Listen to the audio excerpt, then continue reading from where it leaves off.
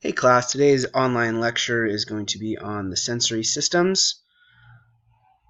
So when we're thinking about the sensory system, we also have to think about the nervous system, the central nervous system, as well as the peripheral nervous system. And so when we're talking about the peripheral nervous system, we're talking about the somatic nervous system, which is under voluntary control of movement, as well as the autonomic nervous system, which has to do with parasympathetic and sympathetic activity, as well as the enteric activity, which is basically just kind of like our uh, stomach and GI stuff. So the somatic nervous system is the voluntary nervous system. It's part of the peripheral nervous system that regulates body movement through the control of skeletal voluntary muscles, and also relates the organism with the environment through the reception of external stimuli, such as through the senses of vision, hearing, taste, and smell. Uh, Again, now as we move on to the autonomic nervous system, it's involuntary, it's reflexive, okay, controls organs such as the heart, stomach, intestines. We don't tell our stomach to contract or digest food. We don't tell our heart to contract or digest food. It happens automatically. Also controls portions of eye function, and I mentioned the digestion as well as the smooth muscle when we're looking at also blood pressure and a little bit of heart rate. The sympathetic system mediates fight or flight.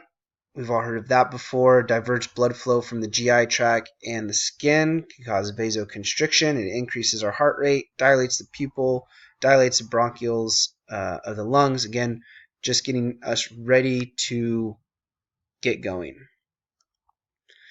Now, the parasympathetic nervous system is more the rest and digest system. So it returns blood flow to the GI tract and skin, so it causes some vasodilation. Activates salivary glands, peristalsis, which is a series of muscle contractions, and these types of contractions will occur in your digestive tract, as well as sexual function. So here's the enteric system, directly controls the GI system. That just looks absolutely delicious. Not. And so to get on track with our sensory system, so sensory systems help us form perceptions based off knowledge of the world. So when we get a sensory transduction or a sensory signal, sensory receptors change physical energy into electrochemical energy. So we have mechanoreceptors, sense touch, pain, temperature. We have proprioception, which is the sense of how your own limbs are oriented in space. We have olfaction, ocular, audition, gustation, smell, vision, hearing, and taste. All of these senses that we have that then create a response. So classes of receptors, we have a mechanoreceptor, which is going to look at or sense touch, balance, specifically with head position, proprioception, hearing, and pain. Chemoreceptors can sense pain, taste, and smell. Photoreceptor would be sight. And then a thermoreceptor is going to be more temperature as well as pain, especially if there's something hot. So sensation is broken up into four components. First, we need to know the modality: vision, hearing, touch, taste, smell, and proprioception. Which modality is that sensation? Duration, and as well as the adaptation if a stimulus persists for a long time. If you've ever held something light in your hand for a long period of time and started to do something else, you'll notice that that light object in your hand, you no longer really feel it anymore. Then we have specificity, chemospecificity, smell and taste, distinguishing between certain smells and different tastes, different tones for our hearing, as well as location, our ability to locate a site of stimulation, and distinguish two closely spaced stimuli, which would be mechanoreceptors, as well as intensity, which is coded by the frequency of the firing. So when we go to sensory coding, modality is labeled by line code. Modality-specific line of communication always elicits the same type of information.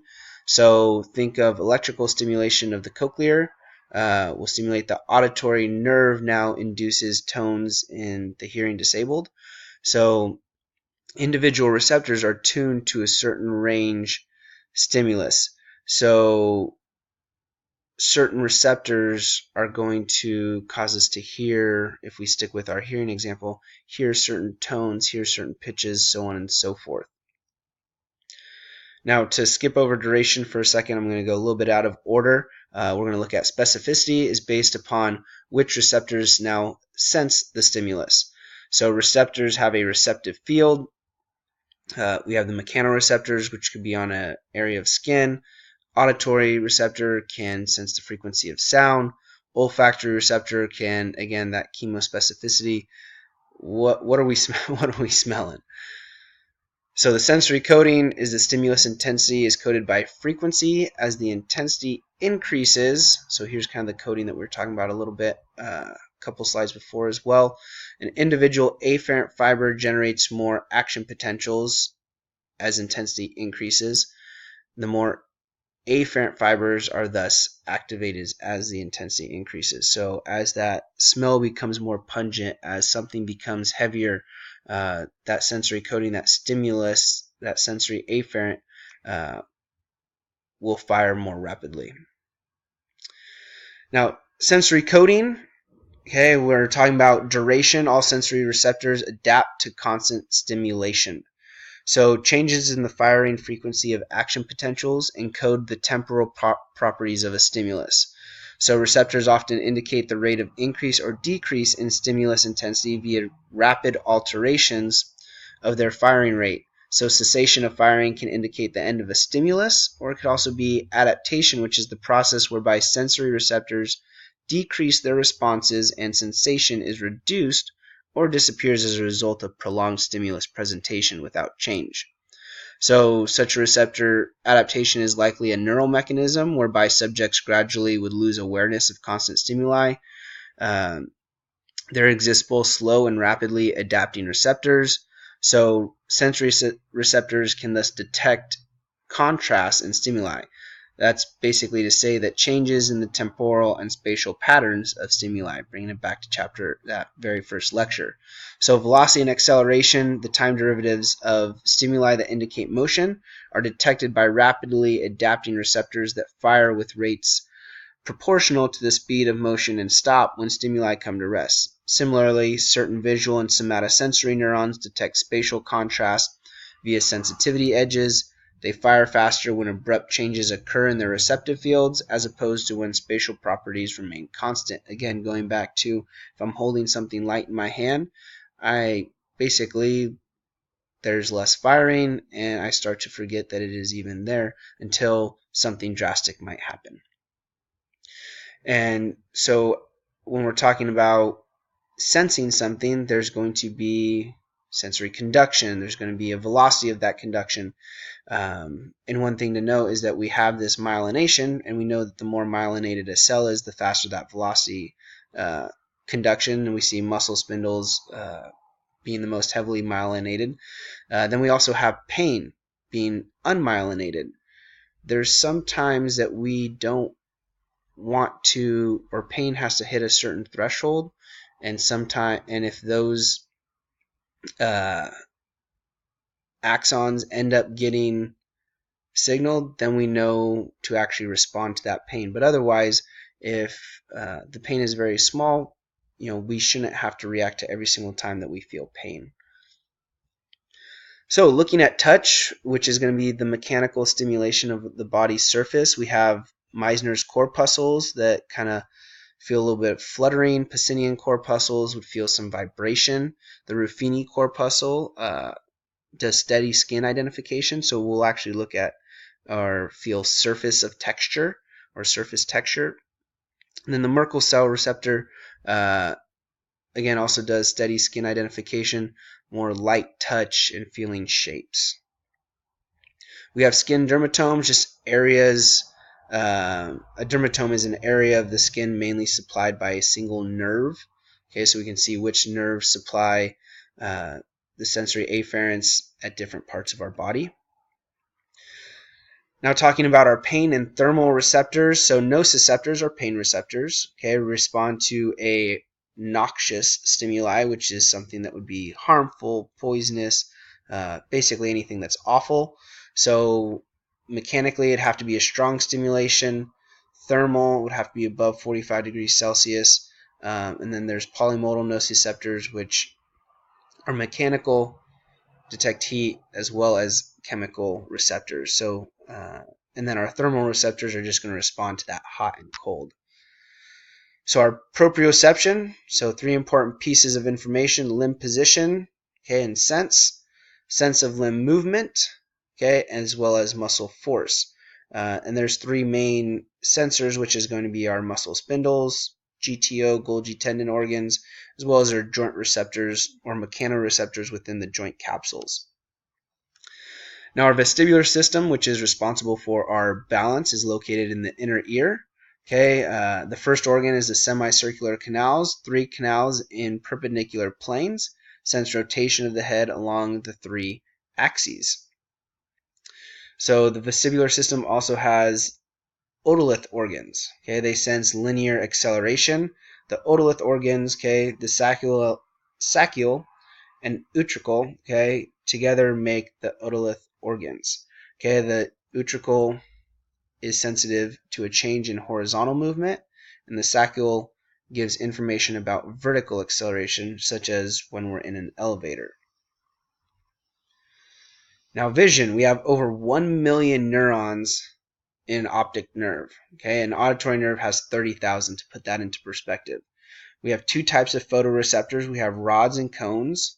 Okay, rods are going to help with night vision, low light stimuli. Okay, cones are going to help with day vision, more color, more resolution. And then we have peripheral versus our direct vision. Now perception, we're almost there. When we're talking about sensation, transforming a physical stimuli to internal representations. So perception is making meaning of a sensation. So integration of sensation with memory. So an example of this was, consider facial recognition. When you see your friend, you know who they are. So light stimulus is transduced by receptors in the eye.